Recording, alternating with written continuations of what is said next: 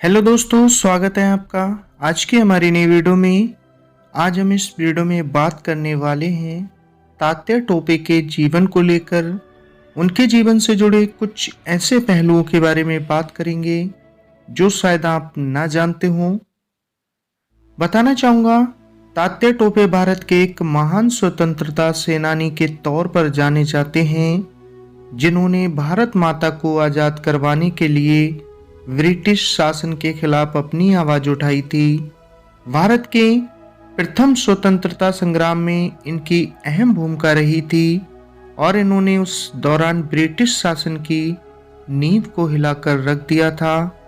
तात्या टोपे का जन्म महाराष्ट्र राज्य में एक ब्राह्मण परिवार में सन 1814 में हुआ था और तात्या टोपे का असल नाम रामचंद्र पांडुरंग यवलकर था।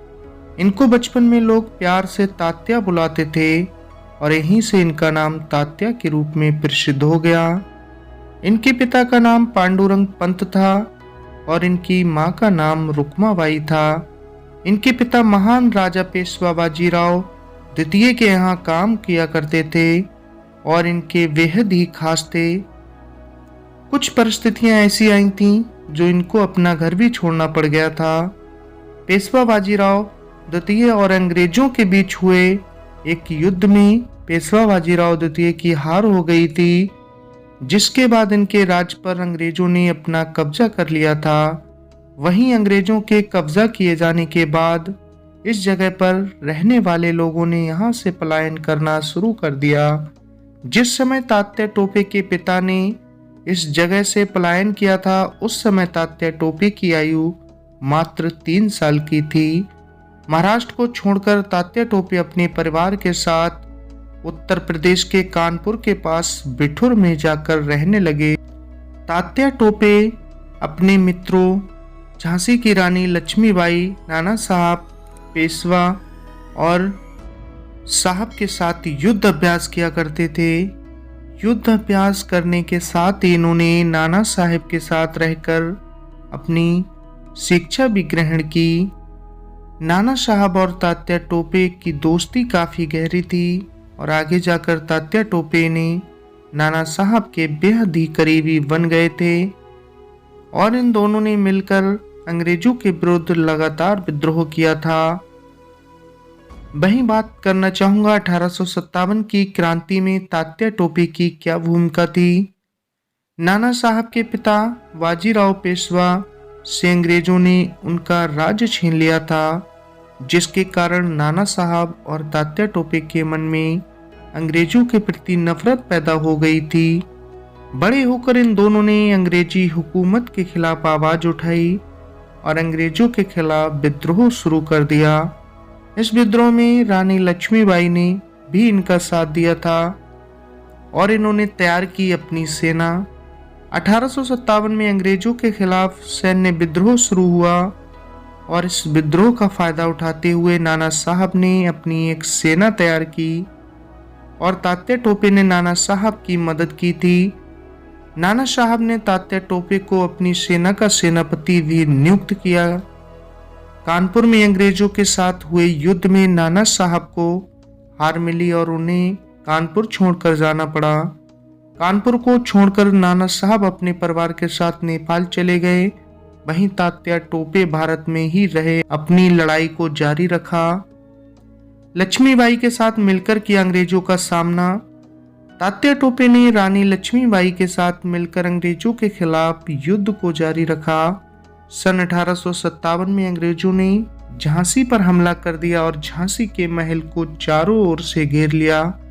जब तात्या टोपे को इस बात की जानकारी मिली तो वो फौरन रानी लक्ष्मीबाई की मदद करने के लिए झांसी चले गए। झांसी में जाकर तात्या टोपे ने रानी लक्ष्मीबाई को उनके किले से निकाला और उन्हें अपने साथ कालपी में ले आए। कालपी आने के बाद तात्या टोपे और झांसी की रानी लक्ष्मीबाई ने एक साथ मिलकर अंग्रेजों के खिलाफ रणनीति बनाई। इस रणनीति के तहत इन्होंने ग्वालियर के किले पर कब्जा करने का फैसला किया। ग्वालियर के किले पर अपना अधिकार जमाने के लिए इन्होंने ग्वालियर के महाराज जियाजी राव सिंधिया से हाथ मिला लिया और इस किले को अपने कब्जे में ले लिया। हालांकि 1 साल बाद अंग्रेजों ने ग्वालियर के किले पर हमला कर दिया और इस किले पर कब्जा कर लिया। इस हमले में रानी लक्ष्मीबाई बुरी तरह से घायल हो गई थीं। वहीं तात्या टोपे अंग्रेजों से बचने में कामयाब हुए। तात्या टोपे ने अंग्रेजों के खिलाफ अपनी जंग को जारी रखा और कई समय तक इन्होंने अंग्रेजी हुकूमत की नाक में दम करके रख दिया। वहीं बात करना चाहूंगा तात्या टोपे से जुड़े कुछ रोचक तथ्यों को लेकर।